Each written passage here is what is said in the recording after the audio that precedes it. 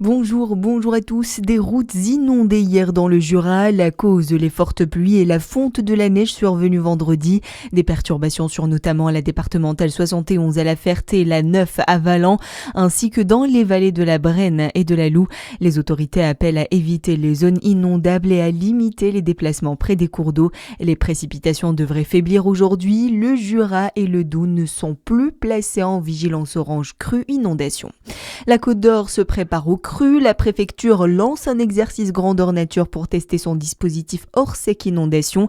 L'exercice a débuté lundi et durera toute cette semaine. Les services de l'État vont simuler une montée des eaux sur la Saône, l'Ouche et la Tille, des cours d'eau régulièrement concernés lors de fortes pluies. 33 communes participent à l'opération ainsi que plusieurs associations de sécurité civile.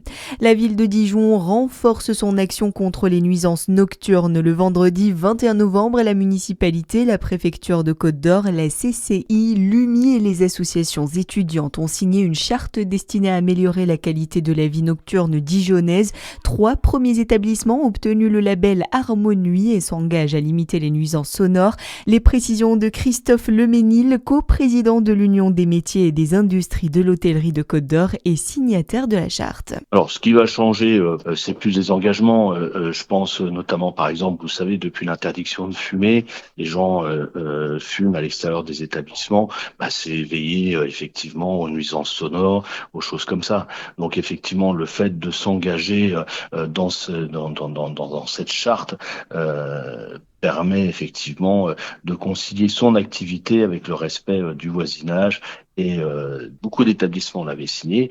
Là, on est sur une mise à jour. Donc, il fallait effectivement montrer notre engagement pour certains d'entre nous pour être un petit peu le moteur et puis amener d'autres professionnels à signer cette charte. Pour l'heure, 3 établissements ont été labellisés à Dijon, le Melchior, le Byron Bay ainsi que le Beverly.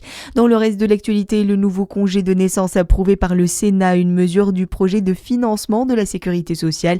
Elle avait été annoncée en janvier 2024 par le président Emmanuel Macron en vue d'un réarmement démographique face à la baisse de la natalité. Ce dispositif doit permettre aux parents de prendre jusqu'à 2 mois supplémentaires chacun pour accueillir leur enfant à partir du 1er janvier 2027.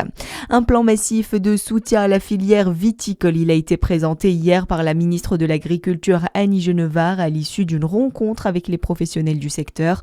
Ce plan prévoit notamment 130 millions d'euros pour l'arrachage définitif de vignes. Et puis Monceau retrouve les grands noms. Le FC Monceau Bourgogne s'offre un match de gala en Coupe de France. Le club affrontera Montpellier, équipe de Ligue 2, ce samedi au Stade des Alouettes pour le 8e tour. Voilà pour l'actu, à suivre votre météo sur Fréquence Plus.